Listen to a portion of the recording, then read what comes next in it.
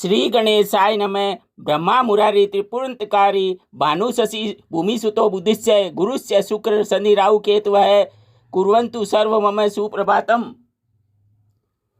बोलिए वृंदावन बिहारी लाल की जय। श्री गणेशाय नमः। अतः आश्विन शुक्ल एकादशी व्रत कथा प्रारंभ थे। युधिष्ठिर ने पूछा, हे मधुसूदन भगवान, आश्विन मास के शुक्ल पक्ष में किस नाम की एकादशी होती है? श्री कृष्ण जी ने उत्तर दिया, हे राजन, आश्विन शुक्ल पक्ष में जो एकादशी होती है उनका पाप नाशक मातम्यम मैं कहता हूँ, तुम सुनो। यह श्रेष्ठ और पापों को हरने वाली एकादशी पापा कुशा नाम से प्रसिद्ध है। इसमें मनुष्य को विधि पूर्वक पद्मनाभ भगवान की पूजा करनी चाहिए। एकादशी मनुष्य को स्वर्ग मोक्ष तथा समस्त इच्छित फल को देने वाली है।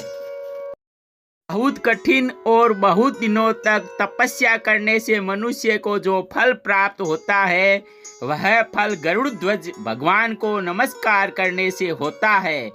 अज्ञानता से बहुत सा पाप करके भी पापों को दूर करने वाले हरि भगवान को मैं नमस्कार करता हूँ। वह घोर नरक में नहीं जाता। पृथ्वी भर में जितने तीर्थ और पवित्र स्थान हैं उन सब का पुण्य विष्णु का कीर्तन करने से प्राप्त होता है। जो धनुषधारी विष्णु भगवान की शरण में जाते हैं, हे मनुष्य, कदापि यमलोक को नहीं जाते हैं। प्रसंगवश एक एकादशी के व्रत करने से भी मनुष्य अत्यंत दारुण पाप के फल स्वरूप यम की यातना में नहीं जाते। वे यमराज के दंड से छूट जाते हैं।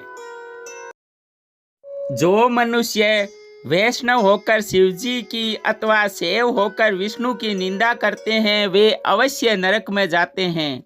सहस्त्र अश्वमेघ तथा सैकड़ों रासु यज्ञ करने से जो फल प्राप्त होता है वह फल एकादशी के व्रत के 16वें भाग के समान भी नहीं है। संसार में एकादशी के समान कोई पुण्य नहीं है। इसके समान पवित्र तीनों लोकों में कुछ नहीं है। इस पद्म नाम की एकादशी दिवस के समान कोई दिवस नहीं है। हे राजन, जब तक मनुष्य पद्मनाभ एकादशी का व्रत नहीं करता तब तक उसे देह में पाप निवास करते हैं। हे राजन, एकादशी के तुल्य तीनों लोकों में कुछ नहीं है। किसी बहाने से भी एकादशी का व्रत करने से यमराज के दर्शन नहीं होता। यह एकादशी स्वर्ग मोक्ष आरोग्य और सुंदर स्त्री धन तथा अन्न को देने वाली है। हे राजन, एकादशी के सदृश पुण्यवान गंगा, गया, काशी, पुष्कर और कुरुक्षेत्र तीर्थ भी नहीं है। हे भूपाल, एकादशी को व्रत करके रात्रि में जागरण करने से अनायास विष्णु पद की प्राप्ति होती है। हे राजेंद्र, इसका व्रत करने से मनुष्य मृत्यु कुल की 10 पीढ़ी, पृथ कुल की 10 पीढ़ी तथा स्त्री कुल की 10 पीढ़ी के पितरों का उद्धार देते हैं। वे लोग दिव्य शरीर धारण कर चतुर्भुज शरीर से पीतांबर धारण कर हाथ में माला लिए गरुड़ की सवारी कर विष्णु लोक को जाते हैं। नरोत्तम, बाल्यावस्था, युवावस्था तथा वृद्धावस्था में इसका व्रत करने से भी पापी मनुष्य की दुर्गति नहीं होती है। पापी भी इनके व्रत से सद्गति को प्राप्त करते हैं। आश्विन मास शुक्ल पक्ष में पापा कुशा का जो व्रत करते हैं वे समस्त पापों से छूटकर हरि भगवान के लोक में जाते हैं। स्वर्ण, तिल, भूमि, गो, अन्न, जल, छाता और जूता दान करने से मनुष्य यमराज को नहीं देखते हैं।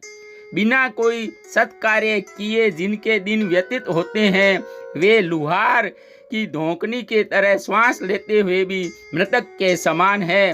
हे नरोत्तम, दरिद्र मनुष्य को भी अपनी शक्ति के अनुसार स्नान और दानादि क्रिया करते हुए सदाचार से रहते हुए अपना समय व्यतीत करना चाहिए।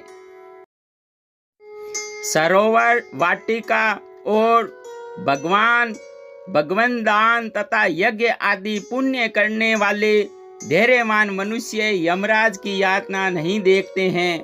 पुण्य करने से मनुष्य संसार में दीर्घायु, धनाढ्य, कुलीन तथा रोग रहित दिखाई देते हैं। सारांश यह है कि अधर्म से नरक और धर्म से अवश्य स्वर्ग मिलता है।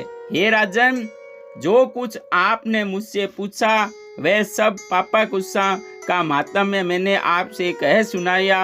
अब आप क्या चाहते हैं? इति श्री ब्रह्मवत पुराणे आश्विन शुक्ले पापाकुशा एकादशी व्रत महात्म्यम संपूर्णम। ओम पूर्णमद पूर्णमिदं पूर्णात् पूर्णमुदच्यते पूर्णस्य पूर्णमादाय पूर्णमेवावशिष्यते।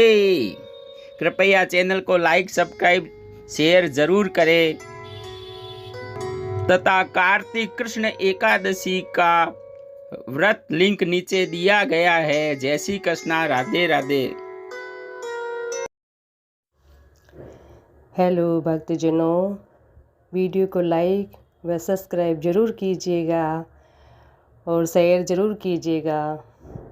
धन्यवाद। राधे कृष्ण, राधे कृष्ण, राधे राधे।